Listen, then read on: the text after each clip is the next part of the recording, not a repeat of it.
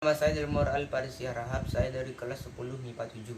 Hari ini saya akan menjelaskan tentang proses masuknya Islam ke Indonesia. Tahukah kamu bahwa penduduk Islam di Indonesia adalah yang terbesar di dunia dengan jumlah penganut lebih dari 200 juta jiwa atau 86,9% dari total populasi. Per 31 Desember 2021. Tetapi dari manakah Islam dari Indonesia berasal? Ada 4 teori yang menjelaskan tentang proses masuknya Islam ke Indonesia, yaitu 1. Teori Gujarat, 2. Teori Persia, 3. Teori Arab, dan 4. Teori Cina. Pertama, mari kita membahas tentang teori Gujarat. Pertama, teori Gujarat.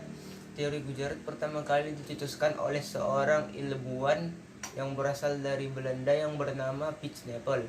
Beliau berpendapat bahwa orang-orang Arab yang bermazhab Syafi'i bermigrasi dan menetap di wilayah India, khususnya di wilayah Gujarat dan Malabar.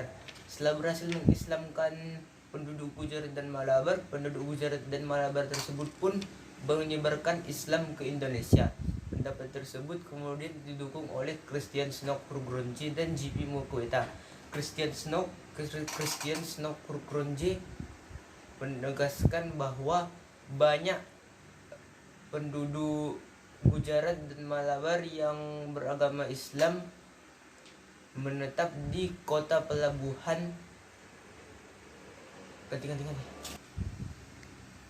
Christian Snook Kurkronje menegaskan bahwa banyak penganut Islam yang berdagang di kota pelabuhan anak Hindia Belanda.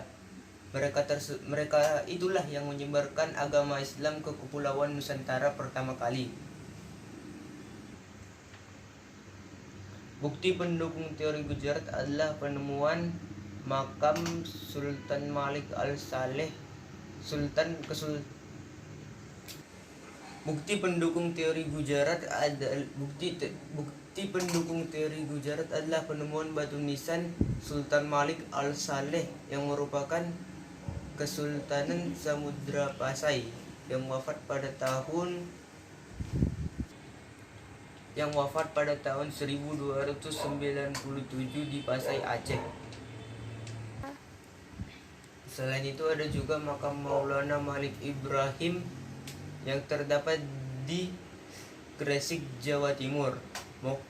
Moqueta pun mendapatkan tiga kesimpulan dari kedua batu nisan yang disebutkan di awal tadi memiliki kemiripan dengan batu nisan yang terdapat di Gujarat. Moqueta pun mendapati tiga kesimpulan, yaitu yang pertama, batu nisan tersebut diimpor dari Gujarat.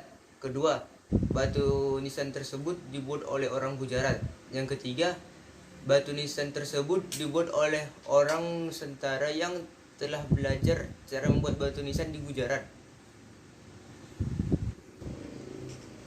Kelemahan teori Gujarat adalah menurut J. Emerson, walaupun ditemukan batu nisan yang bercorak Gujarat, bukan berarti Islam dari Indonesia berasal dari Gujarat, karena pada abad 12 hingga 13 Masehi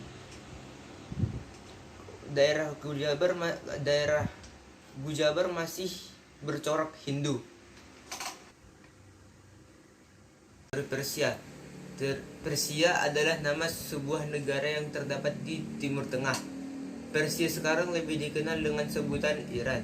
Tokoh pencetus teori Persia pertama kali adalah oleh Husain Jayadiningrat. Beliau merupakan orang Indonesia pertama yang menyandang gelar profesor.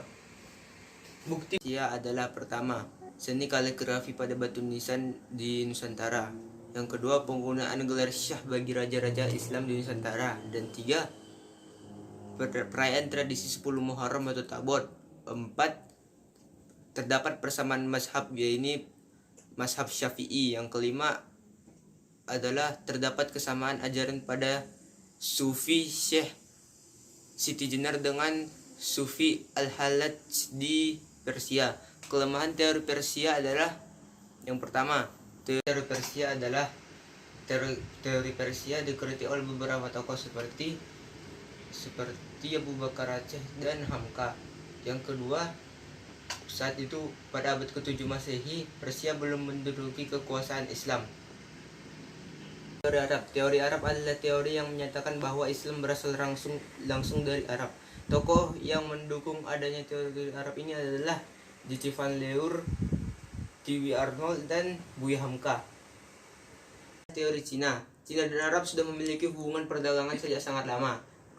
Lama-kelamaan hubungan mereka tidak hanya sebatas dalam perdagangan saja. Asal mula teori Cina yang pertama, Kaisar Cina membolehkan umat Muslim untuk tidak melakukan penyembahan di depan Kaisar. Yang kedua, Kaisar Cina mengizinkan pendirian masjid. Ketiga, Masjid Huaisheng dibangun pada tahun 740 Masehi yang dipimpin oleh Sa'ad bin Abi Waqqas di provinsi Guangzhou. Masjid ini kemudian menjadi masjid tertua di Cina.